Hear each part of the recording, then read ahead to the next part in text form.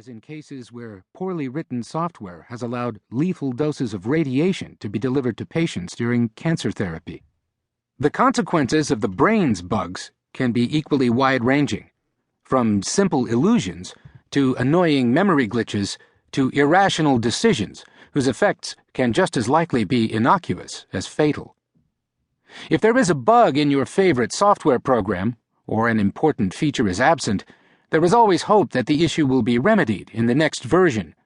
But animals and humans have no such luxury. There are no instant fix patches, updates, or upgrades when it comes to the brain. If it were possible, what would be on the top of your brain upgrade list? When one asks a classroom of undergraduate students this question, invariably the answer is to have a better memory for the names, numbers, and facts that they are bombarded with, although a significant contingent of students ingenuously opts for mind reading. We have all struggled at some point to come up with the name of somebody we know, and the phrase, "You know, what's his name?" can be among the most used in any language. But complaining that you have a bad memory for names or numbers is a bit like whining about your smartphone functioning poorly underwater. The fact of the matter is that your brain was simply not built to store unrelated bits of information, such as lists of names and numbers. Think back to someone you met only once in your life, perhaps someone you sat next to on an airplane. If that person told you his name and profession, do you think you would be equally likely to remember both these pieces of information, or more likely to remember one over the other? In other words, are you an equal opportunity forgetter, or for some reason, are you more likely to forget names than professions? A number of studies have answered this question by showing volunteers pictures of faces, along with the surname and profession of each person depicted. When the same pictures were shown again during the test phase, subjects were more likely to remember people's professions than their names. One might venture that this is because the professions were simpler to remember for some reason. Perhaps they are more commonly used words, a factor known to facilitate recall. As a clever control, however, some of the words were used either as names or professions. For instance, baker, baker, or farmer, farmer, could have been used as the name or the occupation. Still, people were much more likely to remember that someone was a baker than that he was Mr. Baker.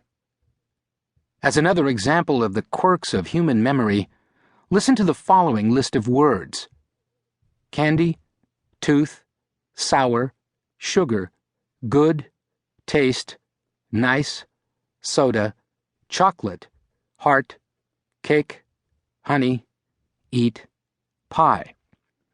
Now, listen to them again, and take a few moments to try to memorize them. Candy, tooth, sour, sugar, good, taste, nice, soda, chocolate, heart, cake, honey, eat, pie. Which of the following words was on the list? Tofu, sweet, syrup, pterodactyl? Even if you were astute enough to realize that none of these four words was on the list, there is little doubt that sweet and syrup gave you more of a mental pause than tofu and pterodactyl. The reason is obvious. Sweet and syrup are related to most of the words on the list. Our propensity to confuse concepts that are closely associated with each other is not limited to sweets, but holds for names as well. People mistakenly call each other by the wrong name all the time, but the errors are not random. People have been known to call their current boyfriend or girlfriend by their ex's name, and I suspect my mother is not the only harried parent to have inadvertently called one child by the other's name, and my only sibling is a sister. We also confuse names that sound alike.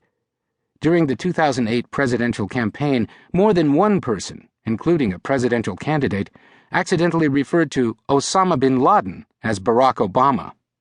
Why would it be harder to remember that the person you met on the plane is named Baker than that he is a baker? Why are we prone to confuse words and names that are closely associated with each other?